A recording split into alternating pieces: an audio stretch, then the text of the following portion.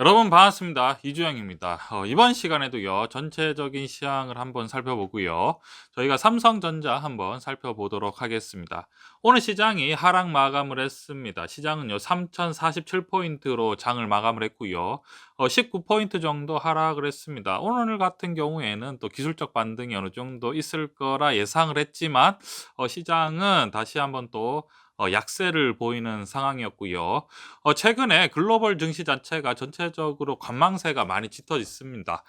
그 이유는 뭐 미국 채권 금리가 상승을 함으로써 인플레이션 우려가 어느 정도 계속해서 지금 지속되고 있는 상황이죠. 아무래도 지금 전 세계적으로 유동성이 굉장히 많이 풀려 있기 때문에 뭐 한마디로 빚을 굉장히 많이 낸 상황이죠. 그렇기 때문에 금리에 굉장히 민감할 수밖에 없는 상황이고요. 이제 곧 미국의 FOMC, 한마디로 연방공개시장위원회 결과를 앞두고 전체적으로 글로벌 증시가 관망세를 보이고 있습니다. FOMC에서 한마디로 뭐 이제 금리의 어떤 방향성에 대해서 어느 정도 예측을 할 수 있기 때문에 아무래도 관망세가 짙어지지 않나라고 생각을 하고요. 뭐 그러한 영향 때문에 전체적으로 시장 자체가 약간 심심한 경향이 있습니다. 모두가 관망을 하고 있는 상황이죠. 한마디로 최근의 장세를 우리가 요약을 해보면 유동성 장세로 인해서 한마디로 투기 자본이 굉장히 증가를 한 상태입니다. 투기 수요가 증가할 수 있는 뭐 가장 원천적인 이유는 한마디로 저금리에 한마디로 이제 빚을 내서 투자를 많이 했기 때문에 아무래도 빚을 내서 투자를 하면 여러분 장기적인 관점보다는 단기적인 관점을 아무래도 추구하게 되고 뭐 적절한 수익보다는 아무래도 고수익을 원하게 되는 거죠. 이러한 상황 때문에 최근에 증시의 변동성이 극심합니다. 왜냐하면 투기 자본이 굉장히 많이 지금 투입이 된 상황이기 때문에 아무래도 그렇지 않을까라고 생각을 하고요.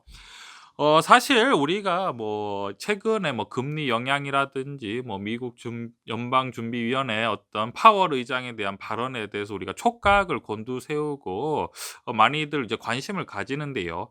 사실은 뭐 이렇게 어렵게 투자를 하면 위험이 커지고 투자가 쉽지 않습니다. 그래서 저희가 늘 추구하는 방향은 기본적으로 '마음 편하게 투자를 하자.' 우리는 어떤 고수익보다는 주식이 떨어지면 더 사자. 뭐 이런 방법으로 우리가 보통 투자를 하고 있는데요.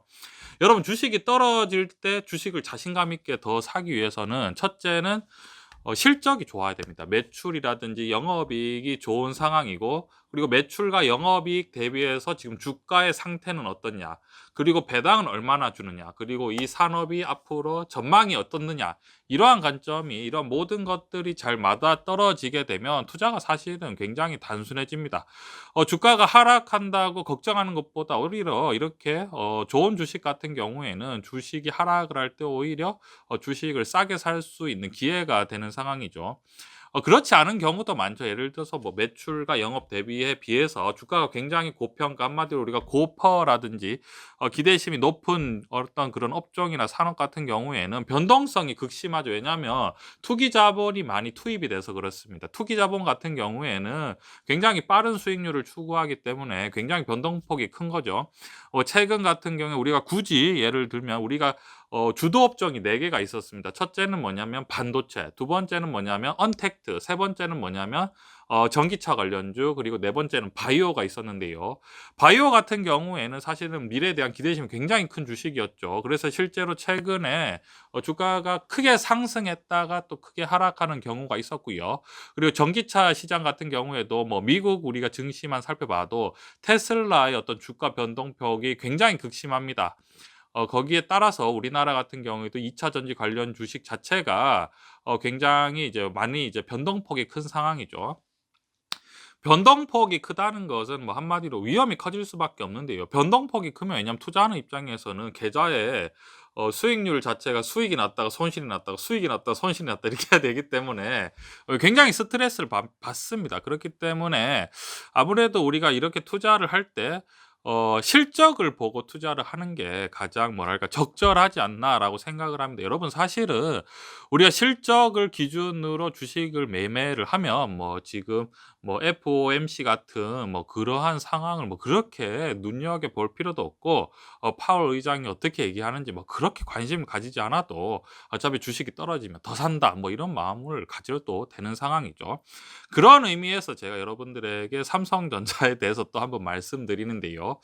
삼성전자 같은 경우에는 실적이 지금 뭐 어마어마하죠. 사실은 뭐 시가총액이 뭐 한 지금 뭐 500 조가 안 되는 수준인데요. 작년에 영업이익이 뭐 한 37 조가 났었고 올해에는 영업이익이 이제 40조 이상이 날 거라고 대부분 예측하고 있는 상황입니다. 미국 같은 시장 같은 경우에도요. 뭐 지금 시가총액 1 위죠. 애플 같은 경우에는 여러분 실적이 막강합니다. 작년에 지금 매출이 한 75조 아니 영업이익이 한 75조 정도 났는데 지금 시가총액이 뭐 지금 2,300 조라고 해도 올해 영업이익이 만약에 100 조가 예상이 되면 시가총액 2,300 조라는 게 어떻게 보면 퍼 20 정도 수준밖에 안 되는 상황이죠.